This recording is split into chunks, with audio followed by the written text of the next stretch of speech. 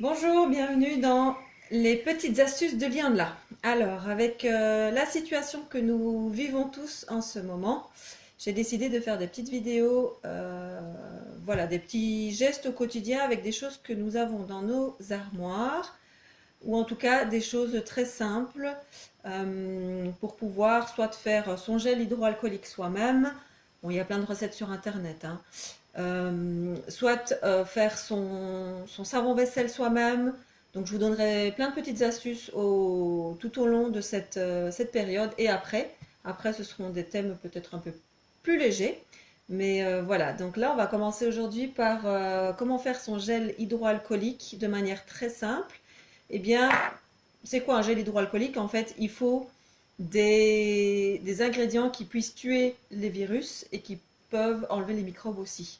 Donc, nous avons besoin d'alcool à 70 degrés.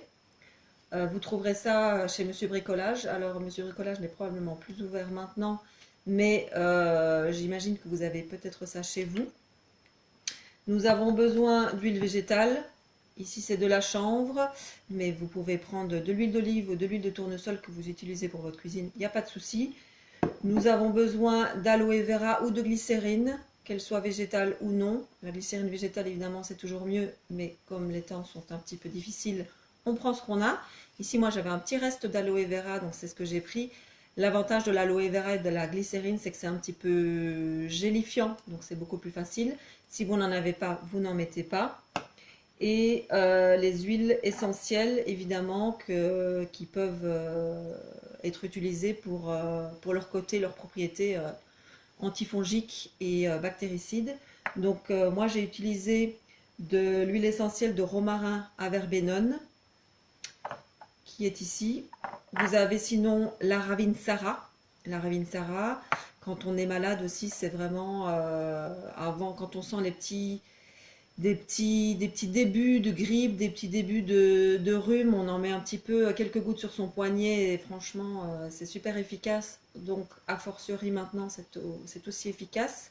Vous avez la cage pute aussi, qui peut être utilisée comme la Ravinsara. Vous avez aussi l'huile essentielle du citron.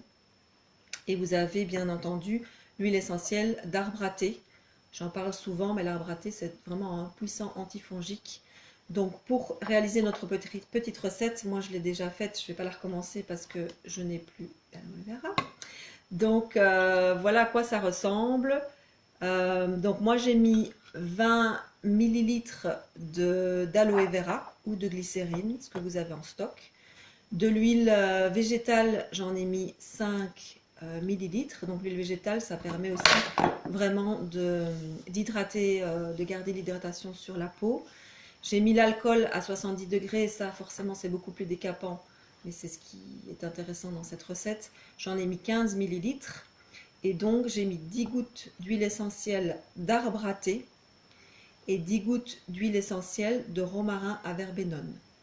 Voilà.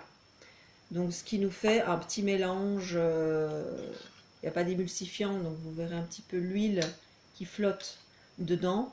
Vous secouez bien, vous le mettez dans un petit pot, soit à pompe ou soit un petit pot avec bec verseur. Et du coup, forcément, c'est pour l'extérieur, parce que quand on est à la maison, on n'en a pas besoin. Il suffit de se laver les mains avec de l'eau chaude et du savon. Voilà, je ferai une autre petite vidéo demain par rapport à tout ce qui est justement garder l'hydratation sur ses mains quand on se lave les mains 40 fois par jour. Pour l'heure, je vous dis à très bientôt. Si vous avez des questions ou des propositions, des suggestions à me faire de vidéos, n'hésitez pas, je vous répondrai avec plaisir. À très bientôt.